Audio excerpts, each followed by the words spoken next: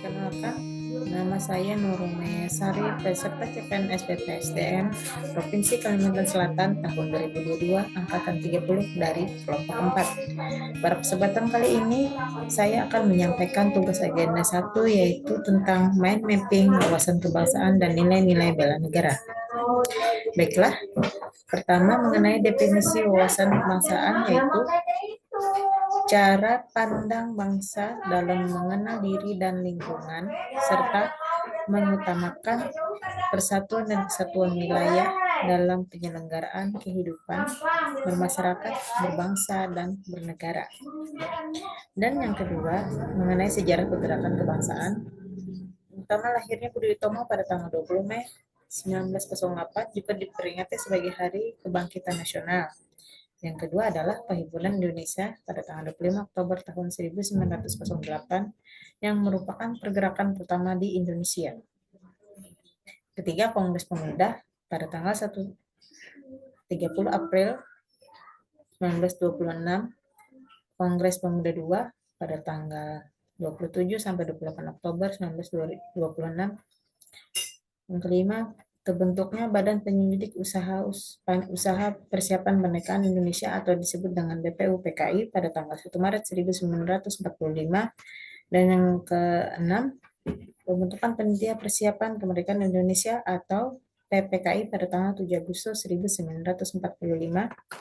Dan pada tanggal 17 Agustus 1945 diproklamasikannya kemerdekaan Indonesia oleh Insinyur Soekarno dan juga diperingati Hari Kemerdekaan Indonesia. Selanjutnya, ada konsensus dasar yang menjadi pilar berbangsa dan bernegara, yaitu NKRI, Pancasila, Undang-Undang 1945, dan Bhinneka Tunggal Ika. Pembahasan selanjutnya dari wawasan kebangsaan yaitu mengenai identitas negara yang membedakan bangsa kita dari bangsa-bangsa yang lain, yaitu 1. Bendera merah putih. Yang kedua adalah bahasa Indonesia. Yang ketiga lambang negara yaitu burung Garuda. Dan yang keempat adalah lagu kebangsaan Indonesia Raya. Baiklah, selain wawasan kebangsaan, kita juga mempelajari tentang nilai-nilai bela negara yang juga terdapat dalam pembelajaran pada agenda 1. Yang pertama yaitu definisi bela negara itu sendiri, yaitu tekad, sikap, dan perilaku serta tindakan warga negara dalam menjaga kedaulatan negara, keutuhan wilayah, dan keselamatan bangsa dan negara. Yang kedua, kita harus menanamkan nilai-nilai bela negara. Apa saja? Yang pertama adalah cinta tanah air. Yang kedua yaitu sadar berbangsa dan bernegara, setia pada Pancasila, rela berkorban untuk bangsa dan negara, dan yang terakhir kemampuan awal bela negara.